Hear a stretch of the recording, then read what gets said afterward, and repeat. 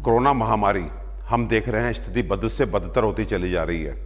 आज मैं आपको इसी महामारी से बचने के लिए एक और बात बताने जा रहा हूं, इस उम्मीद के साथ कि इस बात को आप ध्यान से सुनेंगे और आज इसी क्षण से फॉलो भी करेंगे। और ये जो बातें मैं आपको बताता हूं, ये मैं अपने क्लिनिकल एक्सपीरियंस से बताता हूं, अपने एनालिसिस से बताता हूं। ये सुबह 7 से 9 जो मैं आपको जगाने के लिए सड़कों पे उतरता हूं, उसके बाद सुबह 9 से शाम 5 बजे तक हम कोरोना के पेशेंट्स देख रहे हैं, कोरोना के suspected patients as well as corona के कंफर्म्ड पेशेंट, और उनको भगवान की दया से अच्छे से ट्रीटमेंट कर रहे हैं। और आज जो बात मैं आपसे शेयर करना चाहता हूं वो ये कि आज ये वायरस हमारे एयर में फैल चुका है, क्योंकि 80% लोग ऐसे हैं जो नहीं जानते कि वो कोरोना पॉजिटिव हैं, उनको सिम्टम नहीं है, लेकिन वो कोरोना के पोटेंशियल एक तरह से कैरियर्स हैं। वो बिना मास्क लगाए सड़क पे घूम रहे हैं और उनके मुंह से निकले हुए वायरस के छोटे छोटे पार्टिकल वो एरोसोल के रूप में हमारे एयर में हैं। तो इसलिए अगर इस अज्ञात शत्रु से आपने बचना है तो आज आपका भगवान आपके मंदिर में मास्क के रूप में प्रतिष्ठित होना चाहिए, और जब आप घर से बाहर जाएं तो वो भगवान जो है आपके ऊपर सुरक्षा कवच के रूप में लग जाना चाहिए, और ये तभी उतरना चाहिए जब आप घर में वापस आ जाएं। ध्यान रखिए, मैं फिर रिपीट करना चाहता हूं, यदि आप बाहर गए और इस एयर में वायरस के पार्टिकल्स हैं, वायरस के कण हैं, वो वायरस है और आपने मास्क लगाया हुआ है तो आपकी 90% तक सुरक्षा हो सकती है। लेकिन यदि आपने मास्क नहीं लगाया तो आप बहुत बड़े रिस्क में होंगे। तो बाहर चाहे आप किसी काम से जाएं, जरूरी काम से जाएं या सुबह घूमने के लिए जाएं, और आपको कोई आदमी नजर ना आए, तब भी आपको अपने मास्क को नहीं हटाना है। इस समय हमारा भगवान ये कपड़े का छोटा सा टुकड़ा जिसको हम मास्क बोलते हैं वो है, उस पर पूरी श्रद्धा रखिए और अनुशासन से उसको अपने से चिपकाए रखिए।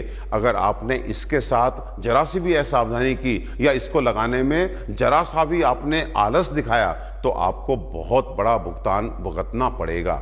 एक बात और कहना चाहता हूं कि कुछ कुतर्क चलते हैं कि वायरस का साइज ये है, मास्क का साइज ये है, तो ये रोक नहीं पाएगा। तो इन सब कुतर्कों में आपने नहीं जाना। वायरस अकेले ट्रैवल नहीं करता, वो एक तरह से ड्रॉपलेट की फॉर्म में होता है। अगर आपने मास्क लगाया हुआ है तो वो आपके मास्क के थ्रू अंदर नहीं प्रवेश कर सकता, इसकी बहुत अधिक संभावना है।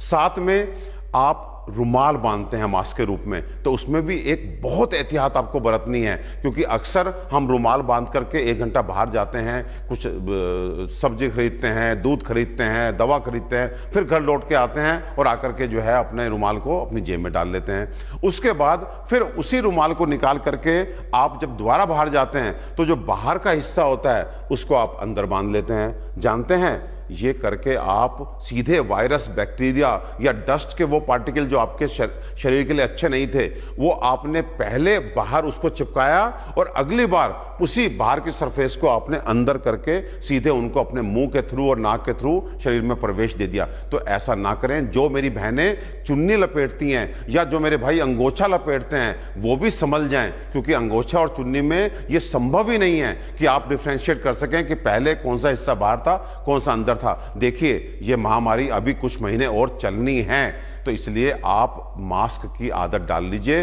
चाहे वो मास्क कपड़े का क्यों ना हो, लेकिन बहुत ही सावधानी से, बड़े अनुशासन से मास्क का प्रयोग शुरू कर दीजिए। इस महामारी से यदि हमें कोई बचाएगा, ये जो भगवान बचाएगा, ये हमारे पास आज इस मास्क के रूप में है। ये भगवान है हमारा। आज जान लीजिए, ये मास्क आपका भगवान है। इस भगवान के साथ बिल्कुल भी अनुशासनहीनता नहीं करना, नहीं तो इसकी बहुत भारी कीमत हमें चुकानी पड़ेगी। वायरस हवा में है। आज आपको चिकित्सक नहीं बोलेंगे, आज आपको हो सकता है मीडिया ना बोले, सरकार भी ना बोले, क्योंकि आप पैनिक हो जाएंगे। मुझे ऐसा लगता है कि आपको सही बात बताना मेरी ड्यूटी है, लेकिन साथ ही साथ आपको बताने के साथ मैं आपको उसका उपाय भी बता रहा हूं कि एयर में वायरस है, लेकिन आपने मास्क लगाया तो आपका कुछ नहीं बिगड़ेगा। लेकिन यदि मैं ये कहूं कि अभी कुछ नहीं मालूम है और आप मास्क बिना निकलते हैं, तो शायद उसका हमें जो है खामियाजा भुगतना पड़ेगा। तो आपको ध्यान रखना है। दूसरी बात, एक नया शब्द हर्ड इम्यूनिटी सुनने को आ रहा है कि कुछ लोग, बड़े बड़े वैज्ञानिक आपसे कह रहे हैं कि बाहर जाइए, आप वायरस से एक्सपोज्ड होइए, आपकी बॉडी में एंटीबॉडीज बनेंगे, आपका सुरक्षा एक कवच बन जाएगा। इसे हर्ड इम्यूनिटी जो बोलते हैं कि हर्ड इम्यूनिटी डेवलप कर जाएगी।